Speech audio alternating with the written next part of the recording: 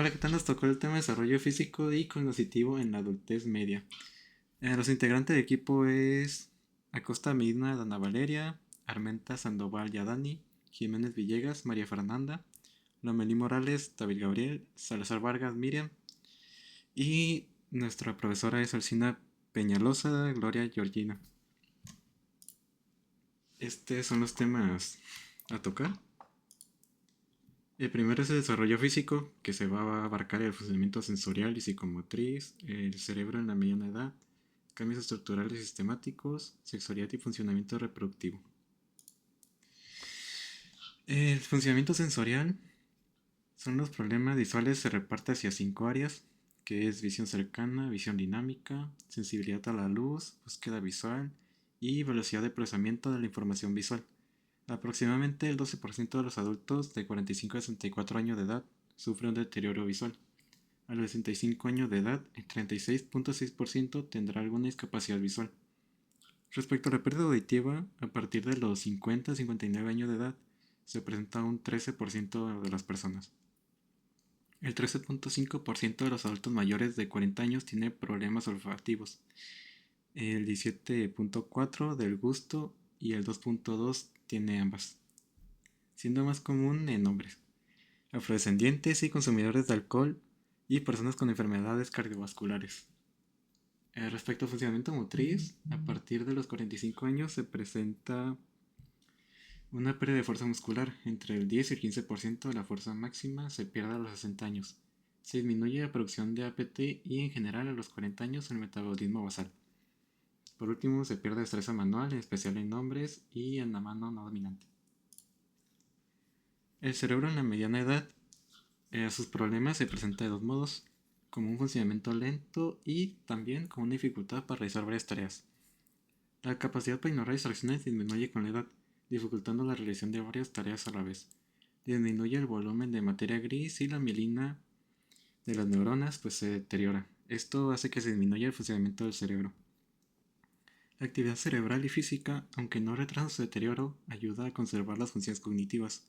Un punto importante a destacar es que la experiencia obtenida del adulto resulta superior en la práctica, a pesar del deterioro en comparación con un joven. En los cambios estructurales sistemáticos, la piel pierde elasticidad y tersura. El pelo se adelgaza y encanece por la eliminación de la melanina. La densidad ósea alcanza su máximo entre los 20 y los 30 años y su pérdida se acelera en los 50 y 60 años. Es el doble de rápido en mujeres. Infancia con bajos recursos y la escasa educación en la que se asocian a una menor densidad ósea en la adultez. El primer caso se asocia al estrés vivido. Por último, el corazón se vuelve lento a la mitad de los 50 hacia los 65 años de edad, donde puede perder un 40% de su capacidad de resistencia. La sexualidad y funcionamiento reproductivo. La menopausia y lo que significa. La menopausia se presenta aproximadamente un año después del último periodo menstrual y sucede entre los 50 y 52 años, pero se suele presentar entre los 45 y 55 años de edad. Comienza con la perimenopausia, donde la producción de óvulos maduros disminuye y los ovarios producen menos estrógeno. Algunos cambios en los sistemas reproductivos humanos durante la mediana edad. En cambios hormonales, en mujeres, pues disminuye el estrógeno y el progesterona, que sus síntomas son los bochornos, resequedad vaginal y disfunción urinaria.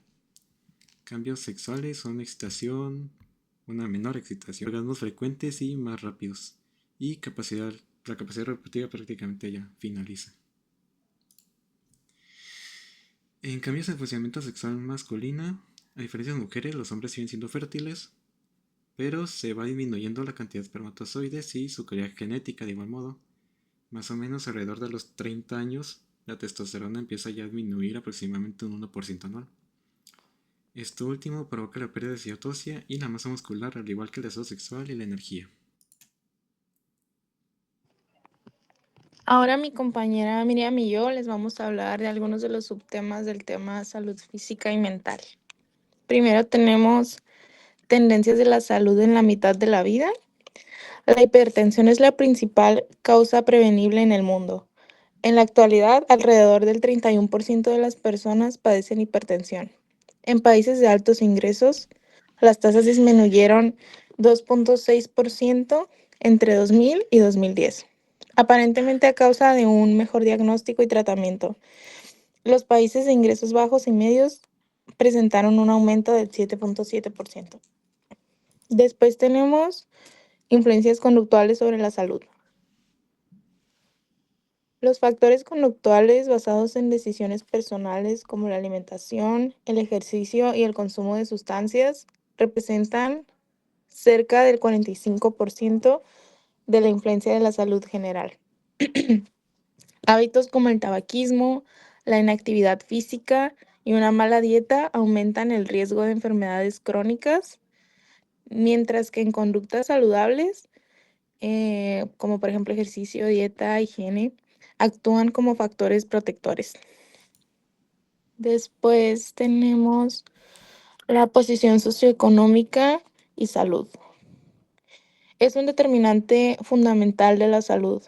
A menor posición, peores indicadores sanitarios.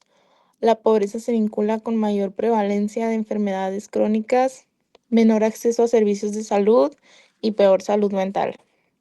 El bajo nivel socioeconómico limita el autocuidado, la nutrición y el acceso a atención médica de calidad, aumentando la mortalidad y la morbilidad.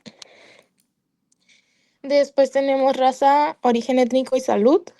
La raza y el origen étnico influyen significativamente en la salud debido a una combinación de factores genéticos, estilos de vida, factores socioeconómicos y acceso a la atención médica. Ciertas poblaciones representan mayores predisposiciones genéticas a enfermedades como la diabetes, hipertensión o cáncer, mientras que el racismo estructural y la desigualdad limitan el acceso a servicios de salud de calidad. Ok.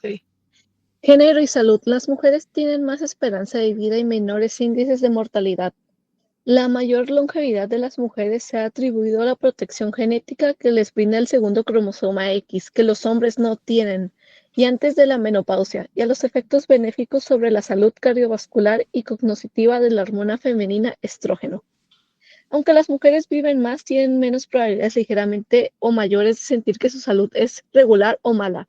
Según el estudio MIDUS, las mujeres de mediana edad se quejan de síntomas y padecimientos crónicos más específicos que los hombres y dedican más esfuerzo a mantenerse sanas. Una de las principales enfermedades es la pérdida ósea y osteoporosis. En las mujeres, la pérdida ósea se acelera en los primeros 5 a 10 años después de la menopausia, a medida que disminuyen las concentraciones de estrógeno, que contribuye a la absorción de calcio. La pérdida ósea extrema causa osteoporosis, que es huesos porosos, un padecimiento en que los huesos adelgazan y se vuelven más quebradizos por la pérdida de calcio. La osteoporosis es una de las principales causas de fracturas en la vejez y puede tener efectos importantes sobre la calidad de vida e incluso la supervivencia. Casi de 3 a 4 casos de osteoporosis son de mujeres caucásicas, de piel clara, talla pequeña, bajo peso, IMC, antecedentes familiares o padecimiento, así como las personas que pasaron por una extirpación de ovarios antes de la menopausia. Se piensa que alrededor del 10% de los casos de cáncer de mamas derivan de la mutación heredada, sobre todo en los genes BCRA1 y BCA2. Las mujeres que no tienen estas mutaciones tienen aproximadamente 10% de probabilidades de sufrir cáncer de mama. Por lo general se recomiendan mamografías de rutina para la detección de cáncer. Los efectos físicos más importantes de la menopausia se relacionan con la reducción de concentraciones de estrógeno, así que se siguen terapias de reemplazo hormonal para tratarlos. La terapia de reemplazo hormonal consiste en administrar estrógenos artificiales, en ocasiones en combinación con progesterona, para aliviar los síntomas de la menopausia. Los beneficios de la terapia hormonal es el medio más eficaz para lidiar con síntomas como sudores nocturnos, bochornosos, en especial en las mujeres de menos de 60 años o que pasaron por la menopausia hace menos de 10 años. Las consecuencias no es tan eficaz para el manejo de la osteoporosis, aunque cuando se inicia la menopausia se continúa por lo menos 5 años si se acelera la pérdida ósea que sigue a la menopausia. ¿Quién puede padecerlo? Las mujeres con sobrepeso que experimentaron una menarquía precoz, una menopausia demorada, que tienen antecedentes familiares y que no tuvieron hijos, no amamantaron o fueron madres tardías o corren más riesgo de sufrir cáncer de mama. Al contrario de las que son moderadamente activas y comen una dieta baja en grasas y en altas fibras. El aumento de peso, sobre todo después de la menopausia, eleva el riesgo de padecer cáncer de mama, mientras que al adelgazar lo disminuye. El estrés es el daño que ocurre cuando las exigencias ambientales percibidas, los estresores, exceden la capacidad de las personas para afrontarlos. La capacidad del organismo para adaptarse al estrés comprende al cerebro que percibe el peligro real o imaginario, las glándulas suprarrenales que movilizan el cuerpo para combatirlo y el sistema inmunológico que proporciona las defensas. ¿Y cómo se produce el estrés? El estrés en la mediana edad se produce por cambios de funciones, transiciones en la trayectoria profesional, hijos que abandonaron el lugar o reconectando con la familia. La mediana edad puede ser un periodo de inflexión en la vida y en la forma en la que se enfrentan sus desafíos y tiene implicaciones para la existencia del individuo, tenga sus resultados positivos o negativos en etapas posteriores. Causas más comunes del estrés. Las causas más comunes son salud, trabajo y dinero, deudas personales, domicilio inestable y hambre. La discriminación igualmente es problemática y las preocupaciones que conllevan pueden variar con la raza o el origen étnico. El sistema de respuesta al estrés y el sistema inmunológico están conectados y funcionan juntos para mantenerse y sostener el cuerpo. Sin embargo, hay ocasiones, sobre todo en sucesos muy estresantes, que el cuerpo no consigue afrontarlo. El cerebro interactúa con la totalidad de los sistemas biológicos del cuerpo, los sentimientos, la idea de afectar las funciones corporales, incluyendo el sistema inmunológico. Las emociones negativas como la ansiedad y la desesperación a menudo se asocian con la falta de salud física y mental, y las emociones positivas como la esperanza con una buena salud y una vida más prolongada. Las emociones negativas tienen funciones adaptativas importantes y en las circunstancias adecuadas son una respuesta sana a sucesos distintos. Cuando se evocan emociones negativas en contextos negativos puede tener consecuencias benéficas como el temor de hacerse alguna detección para alguna enfermedad. Y ya para terminar con el tema que les presentamos mi compañera y yo, tenemos el concepto de la salud mental. La salud mental comprende el bienestar emocional, psicológico y social, afectando cómo pensamos, sentimos, actuamos y manejamos el estrés. Es fundamental en todas las etapas de la vida para funcionar efectivamente, desarrollar potencial y relacionarse. Incluye la capacidad de afrontar la vida y prevenir los trastornos como depresión o ansiedad. Muy bien. Vamos a hablar sobre la medición de las habilidades cognitivas en la mediana edad. En el pasado se han realizado distintos estudios con distintas metodologías y con características diferentes entre cada una de ellas, y cada uno de estos estudios nos arrojaban resultados distintos. Algunos de los estudios más conocidos o de los que más se hacían eran utilizando la escala de Wechsler, y estos estudios mostraban un deterioro significativo de las habilidades verbales y del desempeño desde el comienzo de la adultez temprana. Por otro lado, había gente que decía que no podía ser posible que en cuanto uno entrara en la adultez, en el periodo de adultez, existiera este deterioro tan grande en las habilidades cognitivas. Por lo tanto, eso los motivó a realizar sus propios estudios. Estos estudios fueron realizados por K. Warner Schei y Horn Cattell, y estos arrojaron resultados mucho más alentadores sobre lo que era el desarrollo cognitivo. Aquí tenemos lo que es el estudio del longitudinal de Seattle. Este estudio se aplica en métodos secuenciales para medir las distintas cohortes. ¿Qué es lo que quiere decir con esto? Que no era un estudio que llegabas un día, te aplicaban una prueba y era, ay, ya pues vete y ya nosotros nos quedamos con el resultado, sino que se buscaba darle seguimiento a cada uno de los participantes. Y esto fue de las cosas más significativas que tuvo este estudio, ya que tomaron un grupo bastante grande de personas ya que esto comenzó en el año de 1956 con 500 participantes que fueron escogidos al azar.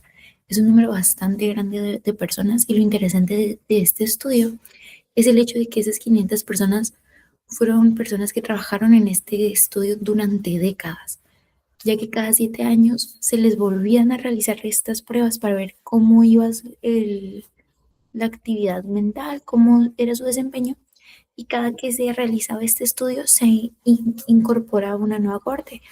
¿Qué es esto? Pues es el mismo grupo de personas. Se seleccionaba otro grupo de personas que iba a empezar a formar parte de este estudio. Y así se iban estudiando y se iban evaluando. Se les hacían distintas pruebas. Ellos resolvían pruebas cronometradas de 6 habilidades mentales primarias. Y pues, como les mencionaba, cada 7 años se evaluaba nuevamente a los participantes para ver cómo iba el procesamiento. Y los investigadores encontraron aquí algo muy peculiar, y es que no había un patrón uniforme en los cambios según las edades. No era como que había una persona de mayor edad que tuviera alguna relación con los resultados. Esto quiere decir que no porque una persona tuviera 67 años significaba que sacaba todas las preguntas erróneas, y no porque una persona tuviera 20 años significaba que tenía todas las respuestas correctas.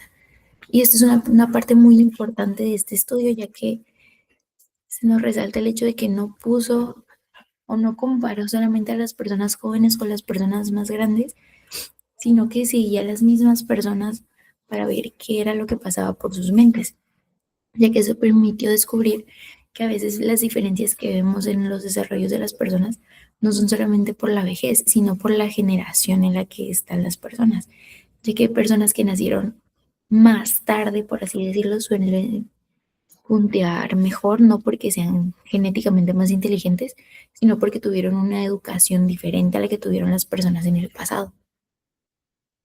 Y eso también nos dice que no hay un punto uniforme, o sea, no hay un punto exacto en el que tú digas, ay, las personas de 50 años tienen todos fallas en el área verbal. No, no funciona así. Cada una de las personas tenía sus errores al momento de realizar la prueba, pero no había un margen de error específico para cierta cantidad en la población. Aquí podemos ver que solo el 3 al 17% de los adultos redujeron sus puntuaciones en las tareas numéricas de recuerdo y de fluidez verbal entre los 39 y 53 años, y que la mayoría de los participantes mostraba una gran estabilidad y poco deterioro mental antes de los 60. Y las habilidades numéricas se redujeron después de la corte nacida en 1924, lo cual nos muestra que ahí pasó algo interesante, ¿no? Porque, o sea, ahí había algo que marcaba justamente esto que les comento, que no es algo uniforme, algo parejo que tú puedas decir, ay, todas las personas de las edades, sino que con estos experimentos, con estos estudios se pudieron dar cuenta de que se dependía más de la educación que se les iba dando a las generaciones que por la genética o por la edad que tenían. ¿Sí? Y ahora vamos a pasar a Horn y Cattell, que ellos nos hablan sobre la inteligencia fluida y cristalizada. ¿Qué es como lo más rescatable que podemos ver aquí? Es que ellos dividían la inteligencia en dos partes. Ellos lo dividían en la inteligencia fluida, que es la habilidad para resolver problemas nuevos o que requieren pocos conocimientos previos o ningún conocimiento, como el descubrimiento de un patrón en una sucesión de figuras. Este son el tipo de cosas que uno las puede descifrar simplemente observando lo que se ve. Y después estaba la inteligencia cristalizada, que esta es la habilidad de recordar y usar la información aprendida en la vida, como encontrar el sinónimo de una palabra. Y esta inteligencia cristalizada se mide con pruebas de vocabulario, información general y habilidades que dependen principalmente de la educación y la experiencia de la persona. Aquí se mostraba que no es necesariamente pues la genética, sino que influye mucho el entorno en el que crece la persona. Y se pueden ver algunas peculiaridades de la cognición adulta. Esta es que en lugar de medir las mismas habilidades cognitivas en diferentes edades, algunas personas optaban por el desarrollo de encontrar cualidades distintas en el pensamiento de los adultos maduros. Había personas que trabajaban en la corriente psicométrica que afirman que los conocimientos acumulados cambian la manera en la que opera la inteligencia fluida. ¿Esto qué quiere decir? Que en ciertas ocasiones personas con mayor edad tienen más conocimiento por las cosas que ya vivieron que las personas más jóvenes que aún no viven las mismas experiencias, entonces no tienen el mismo aprendizaje. Aquí tenemos el papel de la pericia, que la pericia es una forma de inteligencia cristalizada y que sus avances continúan por lo menos durante toda la adultez media y que son relativamente independientes de la inteligencia general y también de los deterioros del sistema de procesamiento de la información. Esto es debido a que se encapsula el conocimiento y esto quiere decir que esas habilidades que se adquieren en algún momento de la vida, por ejemplo, si tú tenías, no sé, 7 años y metiste un tenedor a un enchufe de la luz, cuando eres más grande y ves que alguien lo va a hacer, sabes que eso es algo que no se tiene que hacer debido a una experiencia que ya te pasó. Entonces esto se refiere con encapsularlo. Eso es un conocimiento que ya tenían y que en el momento en el que lo ven necesario, ese conocimiento vuelve a la memoria para resolver, problemas de una manera rápida. Tenemos el pensamiento integrativo, que esto no se limita a un periodo específico de la adultez, ya que parece que es el mejor manera, de llevar a cabo tareas más complejas. Los adultos maduros integran la lógica con la intuición y la emoción y así logran hacer que las ideas y los hechos se puedan volver una nueva información, se puedan añadir una nueva información para que se puedan interpretar las cosas que se leen, que se ven o que se escuchan y que lo acomoden de una manera que sea mucho más entendible y más digerible para ellos. Aquí tenemos el área de la creatividad. ¿Okay? La creatividad no es algo que se mide según la edad de la persona o algo que digas que, ay, es que yo nací siendo una persona súper creativa, sino que es algo que se va generando y que tú vas entrenando. ¿Okay? Aquí podemos ver que el pico general es que las personas suelen estar en su máximo de creatividad alrededor de los 30 años.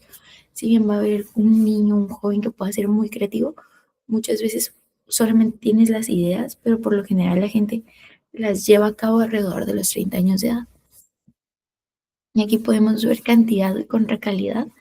Y esto quiere decir que a los 60 años se produce la mitad de la creatividad que se producía a los 30, pero sin embargo, la calidad aumenta, ya que las obras tardías suelen ser mucho más ricas que las cosas que pasaban anteriormente.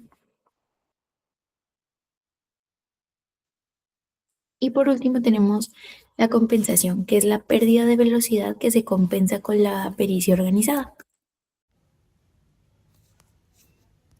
El trabajo y la educación son dos dimensiones fundamentales en la vida adulta, ya que influyen directamente en el desarrollo personal, cognitivo, social y económico de las personas. A lo largo del ciclo vital, la relación que mantenemos con el trabajo cambia, especialmente cuando nos acercamos a la edad de retiro.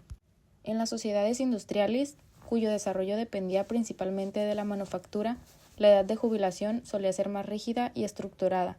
Sin embargo, en las sociedades postindustriales actuales, donde predominan los servicios, la tecnología y el conocimiento, las trayectorias laborales se han vuelto mucho más flexibles.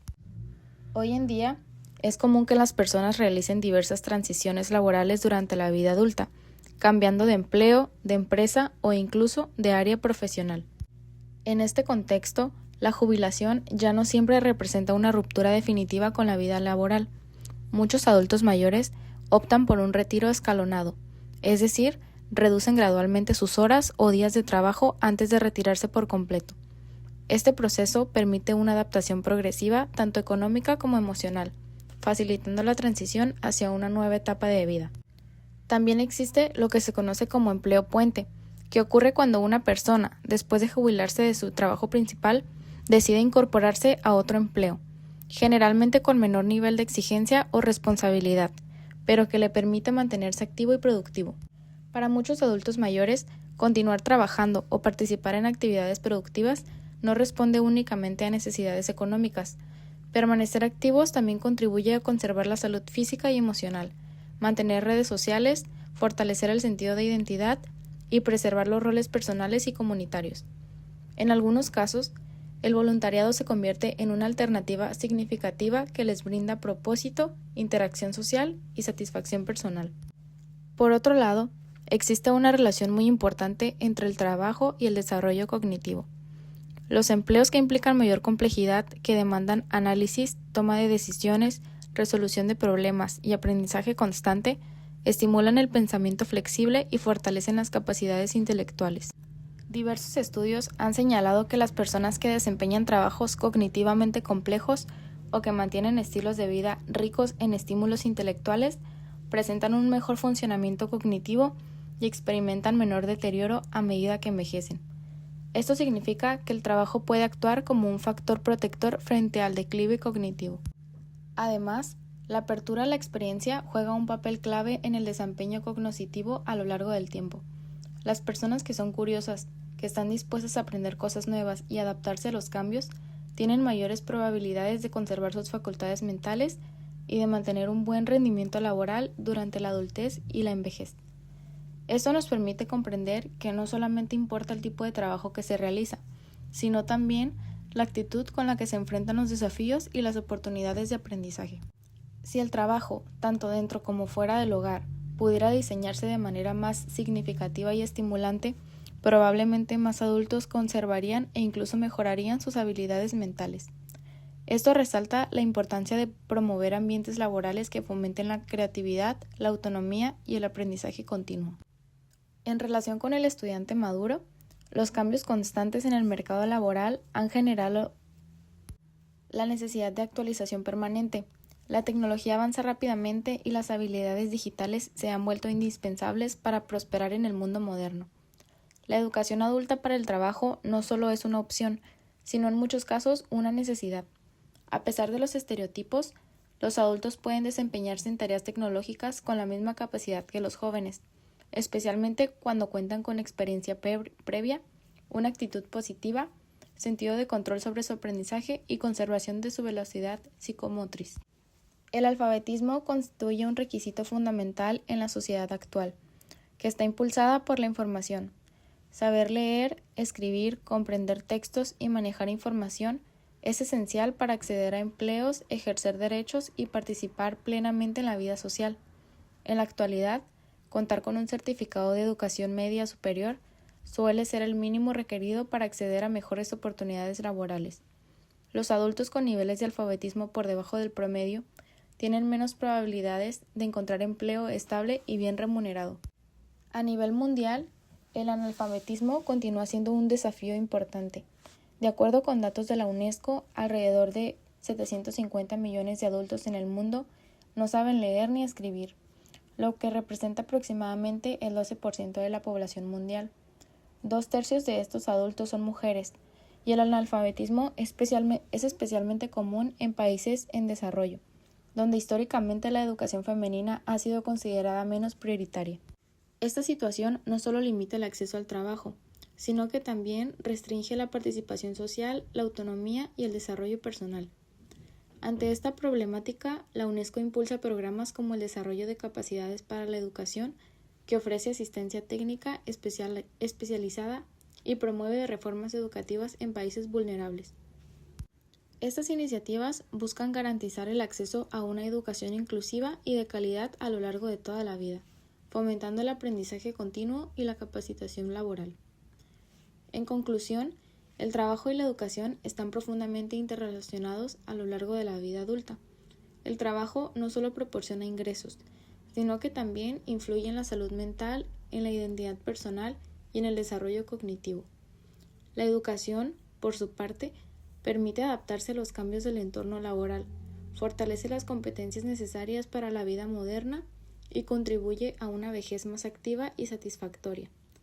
Promover el aprendizaje permanente y crear oportunidades laborales significativas son elementos clave para mejorar la calidad de vida de las personas en todas las etapas de la adultez.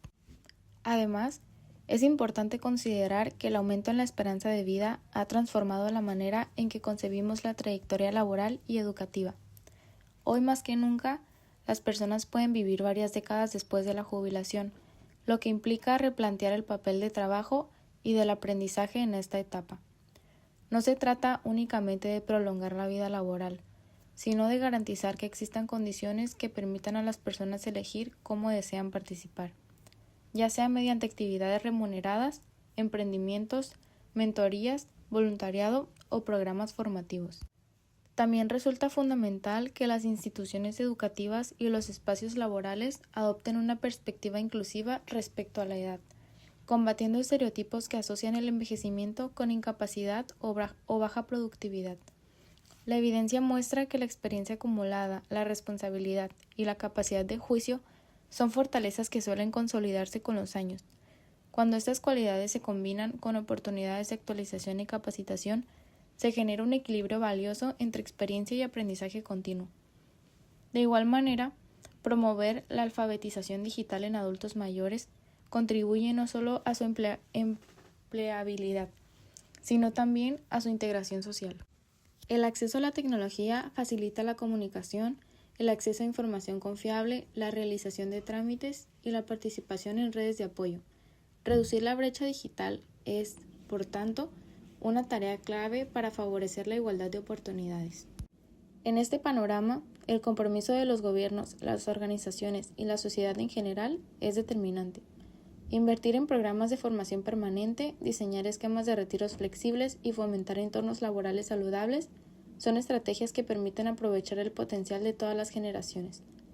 De esta manera, el trabajo y la educación dejan de verse como etapas limitadas a ciertos momentos de la vida y se convierten en procesos continuos que acompañan el desarrollo humano desde la juventud hasta la vejez. Asimismo, es necesario reflexionar sobre el impacto que estas transformaciones tienen en la estructura familiar y comunitaria. Cuando las personas mayores permanecen activas laboral o educativamente, también influyen positivamente en su entorno, ya que se convierten en modelos de aprendizaje continuo para las generaciones más jóvenes. Por otro lado, la adaptación a los cambios tecnológicos y económicos exige no solo habilidades técnicas, sino también competencias socioemocionales, como la resiliencia, la capacidad de adaptación, la comunicación efectiva y el trabajo colaborativo. Esas competencias permiten enfrentar con mayor seguridad los desafíos del mercado laboral actual, caracterizado por la innovación constante y la transformación digital. En ese sentido, el aprendizaje a lo largo de la vida no se limita a adquirir información, sino que implica desarrollar una actitud flexible y proactiva frente al cambio. También es relevante considerar que la planificación del retiro debe contemplar aspectos financieros, pero igualmente dimensiones psicológicas y sociales. Prepararse para esta etapa implica definir metas, intereses y proyectos personales. Cuando el retiro se concibe como una transición hacia nuevas oportunidades de crecimiento y participación, puede convertirse en una etapa enriquecedora en lugar de una experiencia de pérdida.